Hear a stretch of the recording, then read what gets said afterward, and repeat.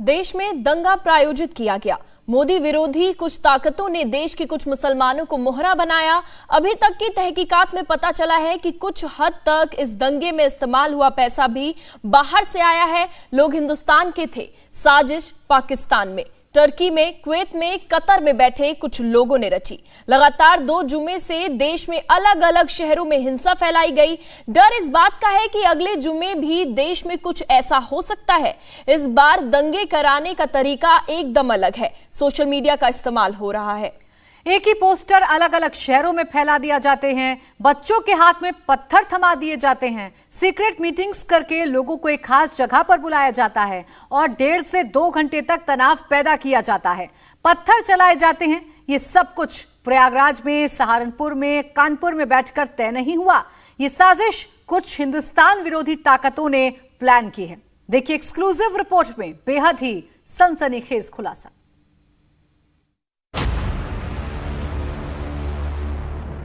प्रयागराज का जावेद पंप यानी जावेद मोहम्मद कौन है? क्या है वेलफेयर पार्टी ऑफ इंडिया का सच? कौन है एसक्यूआर इलियास? जावेद के घर से जो पोस्टर मिले, जो झंडे मिले, अरब और पाकिस्तान जैसे इस्लामी देशों के जो दस्तावेज मिले, उसका सच चौंकाने वाला है।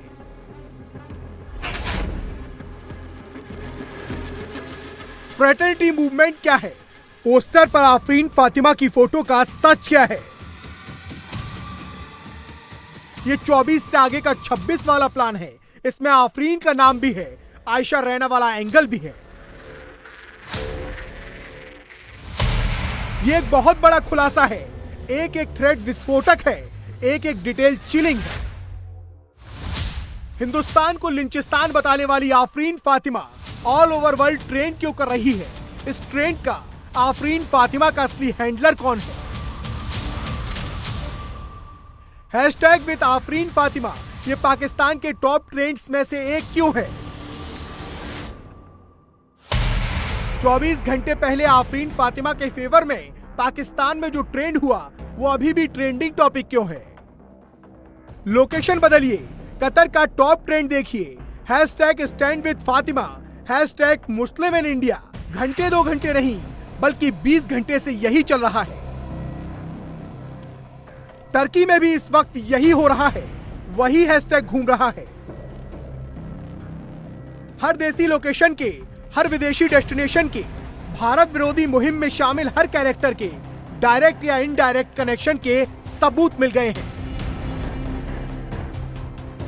दिल्ली से लेकर प्रयागराज तक भारत को बदनाम करने वाली, मोदी को बदनाम करने वाली जो स्क्रिप्ट लिखी गई, उस स्क्रिप्ट में जितने किरदार फिट किए गए, एक एक करके सबकी पोल खोलते हैं, सबका पता खंगालते हैं, सबका कच्चा चिट्ठा खोलते हैं।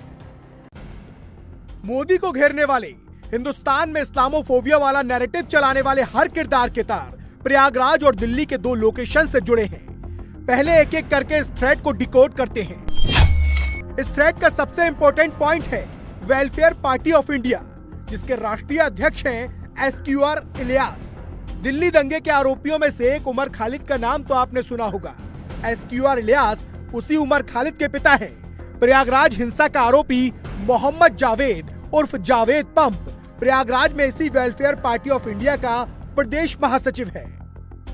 अब पहला सवाल है कि आखिर वेलफेयर पार्टी ऑफ इंडिया क्या है, ये करता क्या है, किसके अंडर में काम करता है? तो जवाब सुनिए। Welfare party of India Jamaat-e-Islami Hind का एक हिस्सा है। जमात-ए-इस्लामी गुट पाकिस्तान और बांग्लादेश दोनों जगह है। पाकिस्तान में जमात-ए-इस्लामी के नाम से, तो बांग्लादेश में यह गुट बांग्लादेश जमात-ए-इस्लामी के नाम से ऑपरेट करता है। वेलफेयर पार्टी ऑफ इंडिया की एक स्टूडेंट विंग है जो केरल से, पश्चिम बंगाल से, कर्नाटक से, राजस्थान से, यूपी, बिहार से लेकर देश के अलग अलग हिस्सों से ऑपरेट करती है। एंटी सीए नैरेटिव चलाती है, इस्लामोफोबिया की बात करती है।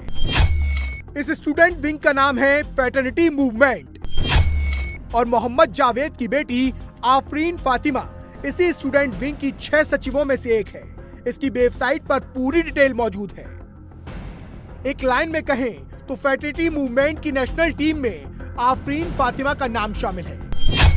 यानी पिता प्रयागराज में वेलफेयर पार्टी ऑफ इंडिया का प्रदेश सचिव है और बेटी स्टूडेंट विंग की सेक्रेटरी।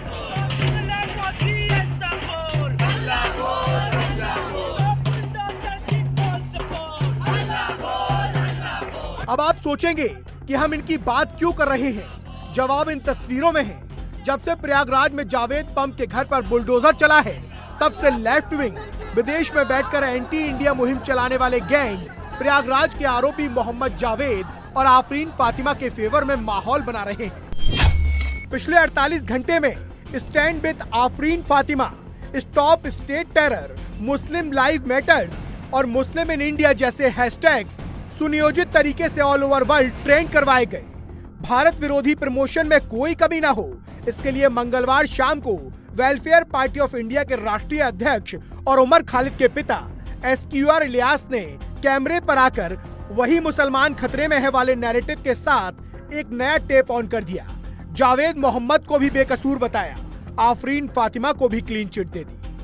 सिचुएशन से गुजर रहे हैं पूरा देश, उसमें ऐसा लगता है कि पूरे देश में एक आतंक का माहौल पैदा किया जा रहा है और एक खास कम्युनिटी को टारगेट किया जा रहा है। आज छूटते ही जो है, अगर सामने कोई मुस्लिम समुदाय का कैंडिडेट है तो आप गोली चला देते। और हमने ये जो बात कही है बुलडोजर टेररिज्म, ये बहुत सोच समझ कर कहा। देखिए, जब भी टेररिज्म से क्या होता है, आप समाज में दहशत फैलाते हैं, समाज में भय पैदा करते हैं, समाज में लोगों को खौफजदा करते हैं। आज पूरे देश के अंदर यही स्थिति उत्पन्न हो गई। जावेद मोहम्मद, उनको आपने ये कहा कि वो प्रयागराज के अंदर जो जुलूस निकला था उसके अंदर वो शामिल थे और वो मास्टरमाइंड थे उसके। जो आदमी उस जुलूस में शामिल भी नहीं था, आप उनकी फेसबुक पेज देख लीजिए जाकर, जो इससे चंद घंटे पहले उन्होंने मैसेज दिया था कि हमें अपनी बात कहने के लिए मेमोरेंडम का सहारा लेना चाहिए, जुलूस नहीं निकालने चाहिए। उस आदमी को आपने मास्टरमाइंड बताया। रात के 8:30 बजे उसके घर से उसको गिरफ्तार किया।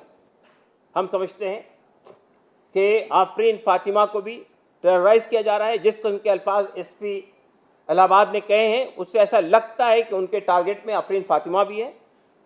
वो हमारी यूथ विंग की एक नेशनल सेक्रेटरी है, उसके खिलाफ भी अगर कोई कार्रवाई की जाए तो बर्दाश्त नहीं की जाएगी। कैमरे पर जिस जावेद मोहम्मद को, जिस आफरीन फातिमा को वेलफेयर पार्टी ऑफ इंडिया के SQR इलियास ने क्लीन चिट दी, अब एक एक करके उनका सच भी आपको बताते हैं। वेलफेयर पार्टी ऑफ इंडिया की पोल भी खोलते हैं। सोशल मीडिया पर इस वक्त एक थ्रेड बहुत चर्चा में है। इस थ्रेड पे एंटी इंडिया नैरेटिव चलाने वालों की ऐसी डिटेल दी गई है जिसे सुनकर किसी के भी कान खड़े हो जाएंगे। जैसा कि हमने आपको बताया कि welfare party of India Jamaat Islami Hind का हिस्सा है। ये 24 से आगे की बात करते हैं। इनका 26 वाला कौन सा प्लान एक्टिव है, इसके लिए पैसा कहां से आता है, कहां जाता है, हंगामे का ऑर्डर कौन देता है, हिंसा के लिए क्राउड फंडिंग का इंतजाम कैसे होता है, एक एक डिटेल चौंकाने वाली है। जमात इस्लामी हिंद ने अलग अलग नामों से NGOs का पूरा जाल बिछा रखा है। उन्हीं में से कुछ नाम हैं विजन 2026, ह्यूमन वेलफेयर फाउंडेशन और ह्यूमन वेलफेयर ट्रस्ट। यहां पर जिस ह्यूमन वेलफेयर ट्रस्ट की बात हो रही है, उसकी कई इंटरनेशनल NGOs के साथ डायरेक्ट पार्टनरशिप है।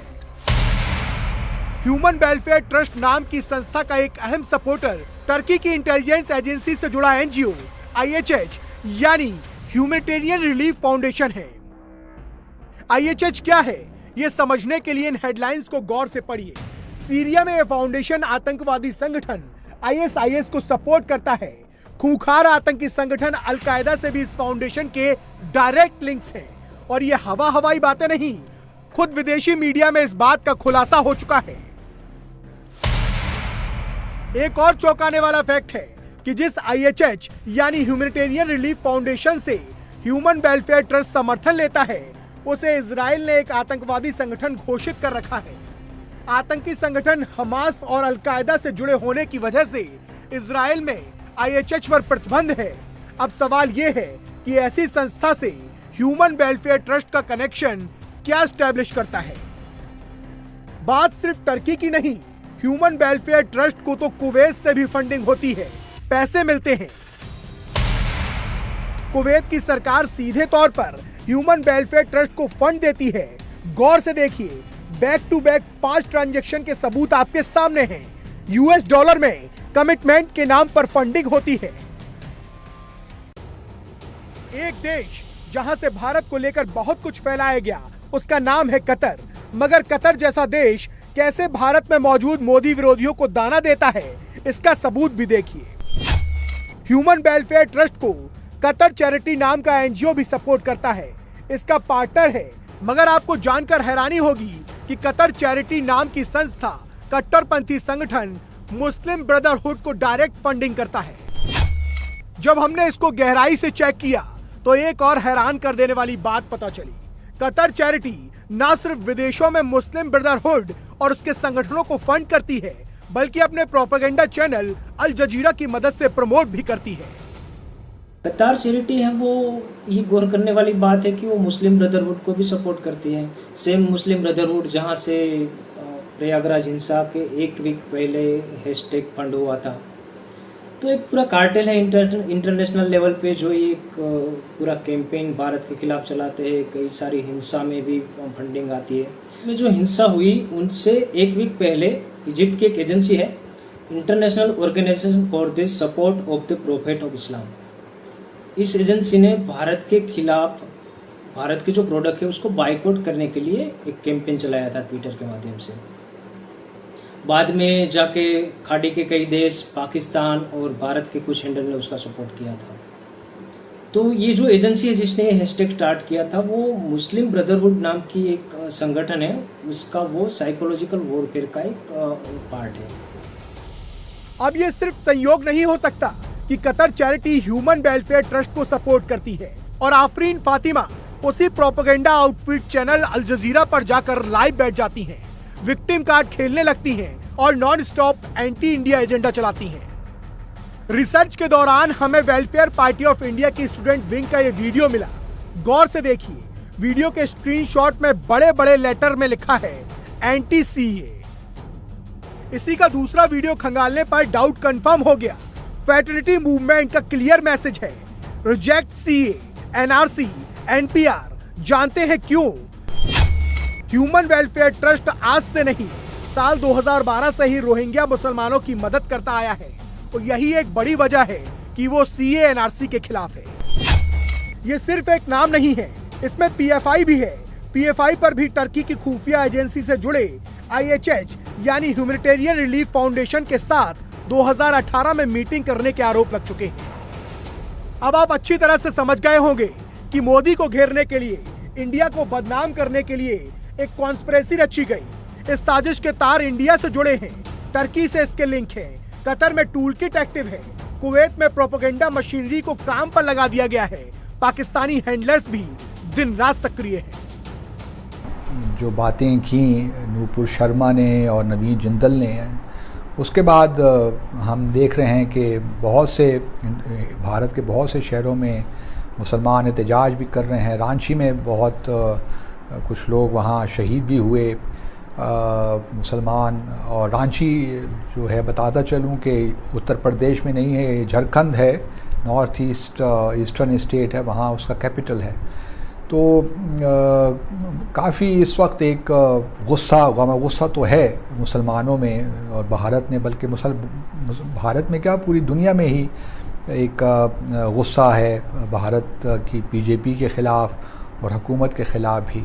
समझ रहे हैं सर, ये क्या मुस्लिम दुनिया जो है वो इंडिया के अगेंस्ट जा रही है, या क्या आप समझते हैं ये शॉर्ट टर्म चीज़ है, या क्या आप समझते हैं कि ये मुआशरे के अंदर या मीडिया के अंदर मेन स्ट्रीम ये नैरेटिव जो है वो खास किस्म का नैरेटिव मुस्लिम्स के बारे में था, लेकिन उसको इंटरनेशनल कम्युनिटी एक्सेप्ट नहीं कर रही थी, और अभी उन्होंने जो है इसके ऊपर जो कमेंट किया है खासकर कतर और कुवैत का, क्योंकि लगता तो यह है कि इंडिया ने कतर और कुवैत के कमेंट्स को और उसके जो डिप्लोमेटिक जो उन्होंने एक्शन लिया उसको सीरियस लिया है।